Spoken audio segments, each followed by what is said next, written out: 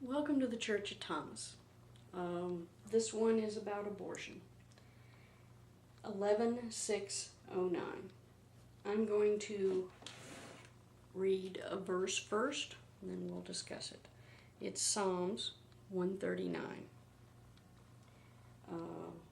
verse 13 through 16. For you created my innermost being. You knitted me together in my mother's womb.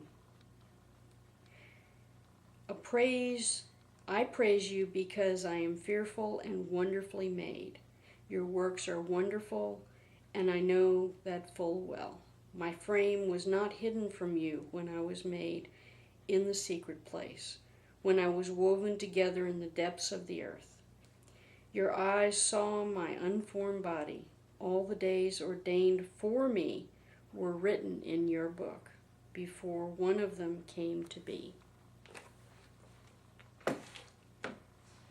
Now, abortion is a horrible subject. It is one that is reached through a huge amount of soul searching on the person who is trying to decide whether it is the right decision for them. But I want you to understand that sometimes it's needed. And God already knows what your decision will be. Many people have said that this is a murder. It is a death. It is a purposeful death. But God already knows the number of days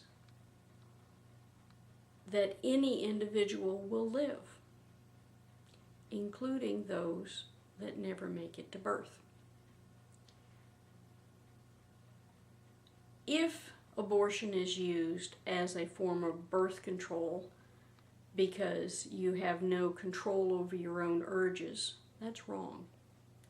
On the other hand, there are many instances where it's a surprise. Your birth control failed. You just had a child and you don't have any more money to support another one. So basically you'd be taking money, resources, food out of the mouth of the other child to give to the second one. Caring for your children is very important.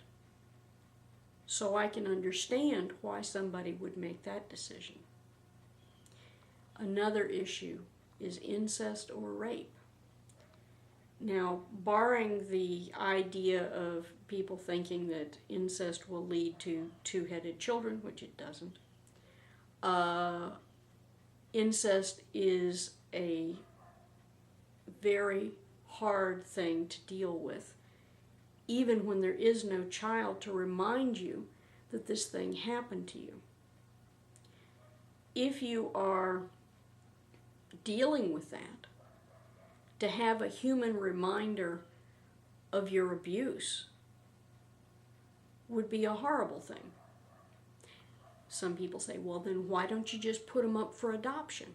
Well, see, there you have another problem. Because if somebody truly cares for their children, sometimes the worry of wondering how that child is doing without you, that you provided the environment for this child to be born, and then you have no control over how that child is treated from the moment that you give them away, that can be a very hard burden to bear as well. Some people come up with spurious comments like, well, I don't want to have a little girl, and my son I gave up for adoption 4 years earlier might date her. Well, yeah, of course, that is always possible, but that's not the reason to not give your child away. It's mostly the worry of what that child will be exposed to without you there to protect them. They are a part of you. Rape. Rape is obviously a trauma like incest that bears scars the rest of your life.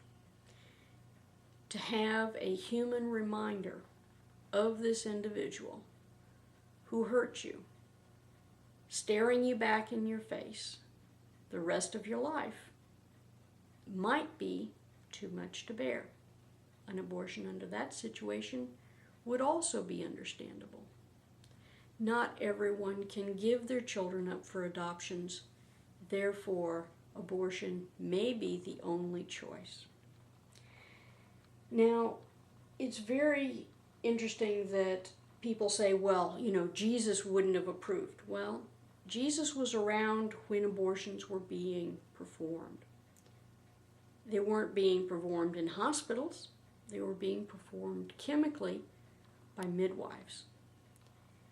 There is a long history of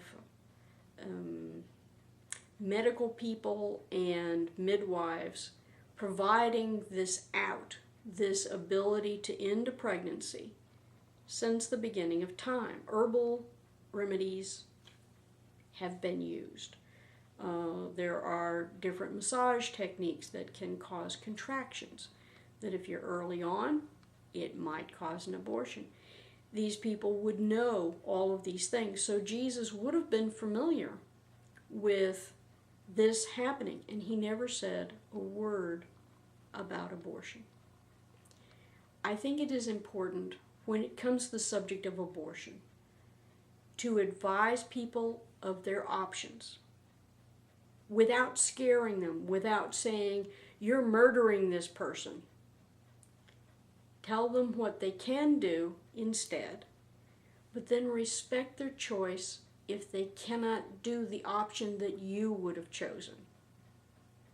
I am pro-choice because, frankly, I don't want this decision in the hands of a legislature or anyone besides the people involved. God bless the whole world, no exceptions, Angel alive.